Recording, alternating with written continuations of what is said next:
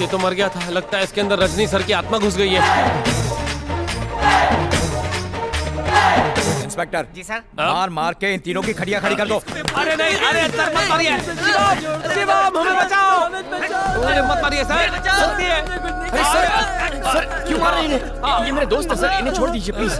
Doctor साहब इनके खिलाफ कंप्लेंट तो करो, फिर मैंने जेल में रगड़ूंगा। एसपी सर, आप कोई चाट वाले हो जो हमें रगड़ोगे? बिना रगड़े झगड़े ले जाओ ना। ए शाना पंच मारा है, मारना इसे। बड़ा हीरो बनने। सर इन्होंने जो भी किया अनजाने में किया होगा, इनकी तरफ से मैं माफी मांगता हूँ सर। डॉक्टर आपके कहने पर छोड़ रहा हूँ, लेकिन ऐसे दोस्तों की संगत में आप जैसे पढ़े लिखे लोग भी बिगड़ सकते हैं। इनसे दूरी रहना, समझे ना? ए चलो सब। डॉक्टर ने बचा लिया। अरे यार शिवम, प्लीज हमें माफ कर दे। हे, तुम कभी नहीं सुधरोगे। मैं जानता हूँ ये चेन नकली है, पर मैं इसे इसलिए पहनता हूँ क्योंकि मेरे दोस्त ने दी है। आज भी मैं तुम्हें अपना दोस्त मानता हूँ।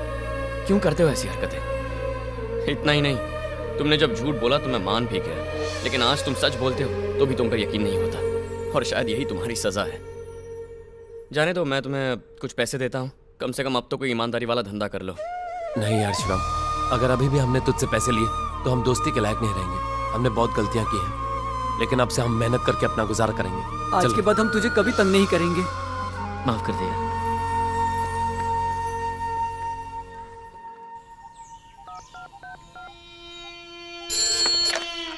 हेलो।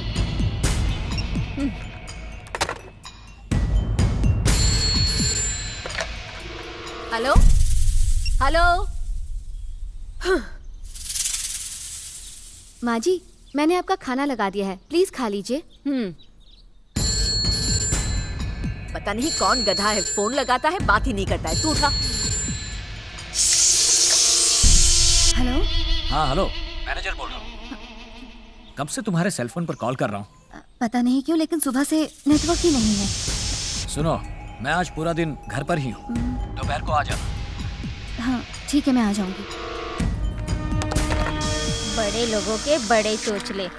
मुझे क्या? पहले फोन बजा तो मैंने उठाया, लेकिन किसी ने बात नहीं की। नंदिनी के उठाते ही बात करने लगा। किसका फोन हो सकता है? नंदिनी, नंदिनी। हाँ जी। नंदिनी कहाँ गई? माँ जी, शक्ल क्या देख रही है, बोलना। वो क्या है ना, कुछ दिनों से एक फोन आता है, वो फोन आते ही भाभी घर से बाहर निकल जाती है, और तो और माँ जी, जाती है तो बहुत देर बाद लौटती है। हाँ? मुझे तो लगता है अपने मैनेजर के साथ उनका कुछ लफड़ा है। अब जैसा मैं कहता हूँ वैसा ही करो, कोई गड़बड़ नहीं, उसी में तुम्हारी भलाई है। शाम को 6 बजे मेरे घर आ जाना। मैंने आपको कुछ नहीं बताया क्योंकि मैं डर गई थी।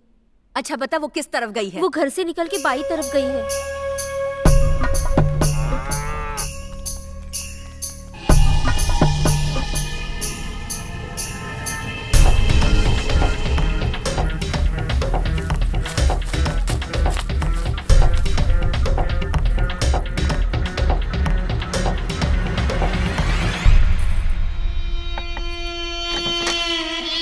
आ जाओ, किसी ने तुम्हें देखा तो नहीं? नहीं। आओ।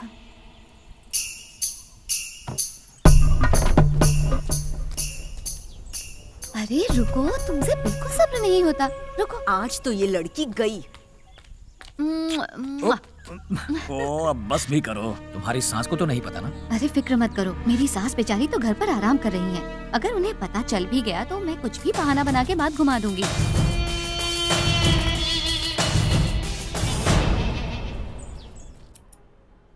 जमाई बाबू।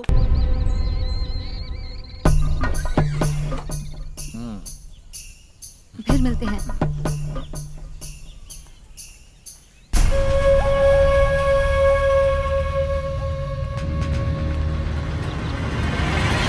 नंदिनी रुक, कहाँ से आ रही है बेटा?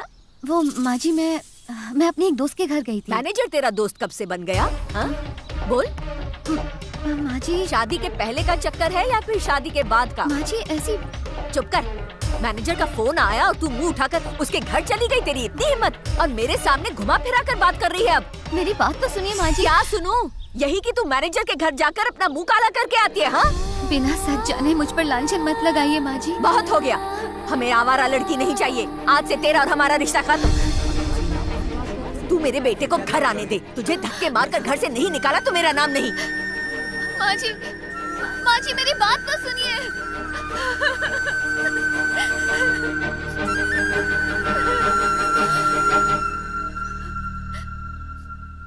अरे ये तो जमाई बाबू की बाइक है। कहा था ना वो जरूर इसी हॉस्पिटल में होंगे। आइए चलिए। कहाँ लेकर आए मेरी बच्ची को? जमाई बाबू क्लिनिक छोड़कर यहाँ हॉस्पिटल में क्यों आए? बच्चे को आप वहाँ भी ठीक कर सकते थे ना। नहीं ससुर जी, मैं उसे ठीक नहीं कर सकता था, इसीलिए मैं उस बच्ची को अपने साथ हॉस्पिटल ले आया। ये क्या कह रहे हैं आप उस बच्चे की जान क्यों नहीं बचा सकते? आप भी तो डॉक्टर ही है ना। अच्छा हुआ ये उसे यहाँ ले आया।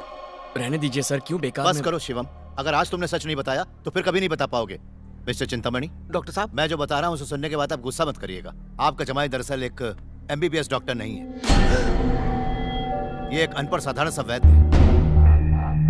ये जब हनीमून के लिए गया था तब मैंने इसके क्लिनिक में एक मेडिकल कैंप लगाया था। मैंने जब वहाँ की दवाओं को गौर से देखा जो ये अपने पेशेंट्स को देता था, तब मैं एक बात समझ गया, ये पेशेंट्स को अपने तरीके से ठीक कर रहा था, सिर्फ देसी इलाज से। बोलो शिवम, तुमने झूठ क्यों बोला कि तुम एक MBBS डॉक्टर हो? सर यकीन मानिए, मैंने किसी को धोखा देने के लिए झूठ नहीं बोला था। ये सब तो बस अपने आप होता गया। सच्चाई क्या है ये मुझे इससे बात करने के बाद पता चली। लोग अक्सर बड़े बड़े झूठ बोलते हैं फिर भी पकड़े नहीं जाते, और इसने एक बोला और पकड़ा गया। इसके दोस्त पुलिस को साथ लाए साबित करने के लिए कि एक जाली डॉक्टर है, लेकिन मैंने उस बुजुर्ग का इलाज किया और इसे बचा लिया।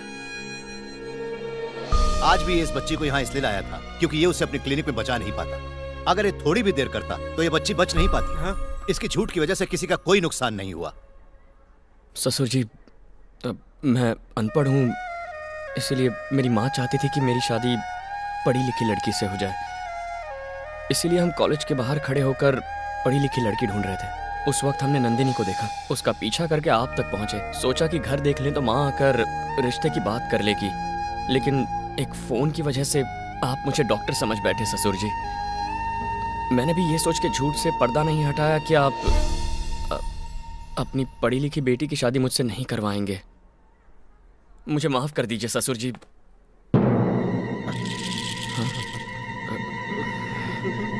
आप ऐसे कांप क्यों रहे हैं? क्या बात है? तुम भी मुझे माफ कर दो जमाई बाबू। माफी किस बात की?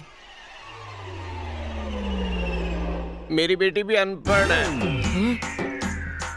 क्या कहा? आपकी बेटी भी अनपढ़ है? हाँ, जमाई के पक्के दोस्त। तो फिर वो कॉलेज क्यों जाती थी? मैं कॉलेज की कैंटीन चलाने का काम करता हूँ और मेरी बेटी मेरा हाथ बटाने के लिए वहाँ आती थी, और आपने उसे वहाँ देखा तो आपको लगा कि वो वहाँ पढ़ने आती पढ़े है। लिखे लड़के को कैसे जाने देते? ऊपर से डॉक्टर। लड़की अंगूठा छापे तो कम से कम लड़के को तो पेन पकड़ना आना चाहिए ना। इसीलिए हमने झूठ बोला। इसने भी अपनी बेटी की शादी के लिए झूठ बोला। देखा ना, लेने के देने पड़ गए। सिर्फ कॉलेज के बाहर ही खड़े रहे, अंदर जाकर भी देखना चाहिए था। कैसे जाते? आप स्टूडेंट थोड़ी हैं। तुमने हमसे झूठ बोला था और हमने तुमसे। झूठ पे झूठ, मिस नो झूठ। एक बात बताऊं चिंतामणि जी, कोई भी चीज खरीदते वक्त हम उसे अच्छी तरह से परखते हैं। ठीक उसी तरह अपनी बेटी को दूसरे घर भेजते वक्त हमें लड़के वालों की ठीक से जानकारी निकालनी चाहिए। और हाँ, तुम्हें भी शादी से पहले लड़की के बारे में ठीक से पता करना चाहिए था। खैर छोड़ो, गलतियां दोनों तरफ से हुई हैं, लेकिन दोनों ही परिवार बहुत ही अच्छे हैं। दुनिया की सबसे बड़ी दौलत पढ़ाई है। ये हर माँ बाप की जिम्मेदारी है कि वो अपने बच्चों को अच्छी से अच्छी एजुकेशन दें।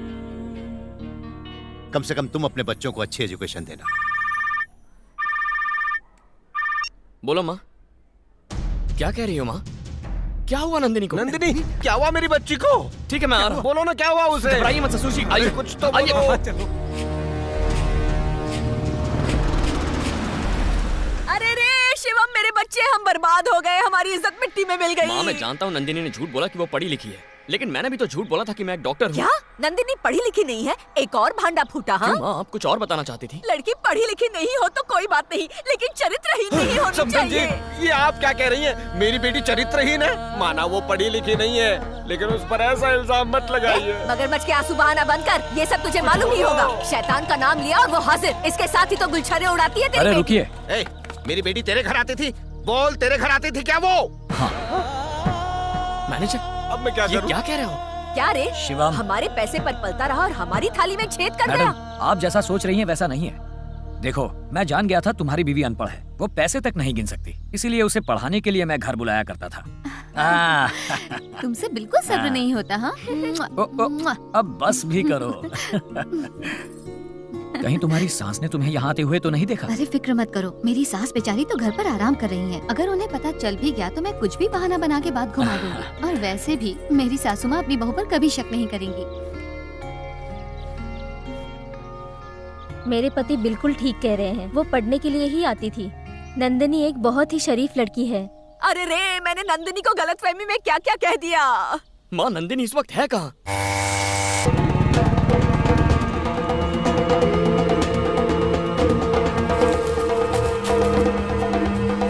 भैया जरा 1 मिनट मशीन बंद कर दीजिए।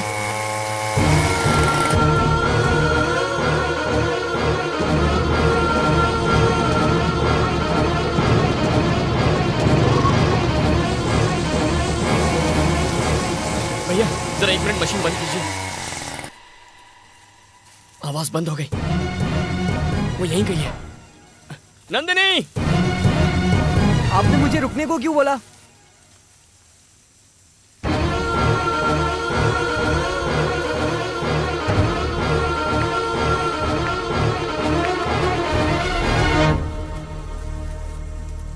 नंदिनी!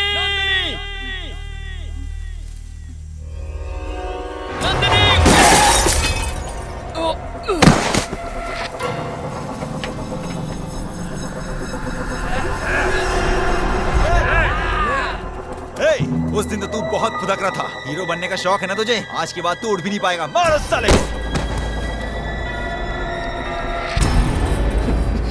दोस्त दोस्त मेरी पत्नी वहां मर रही है। मुझे उसे बचाना है। मुझे जाने दो।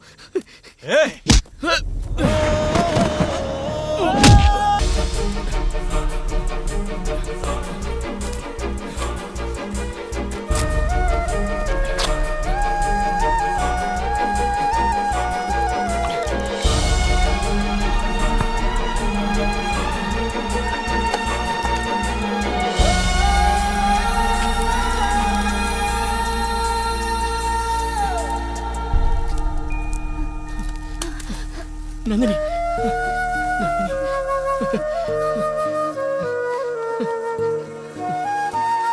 नंदिनी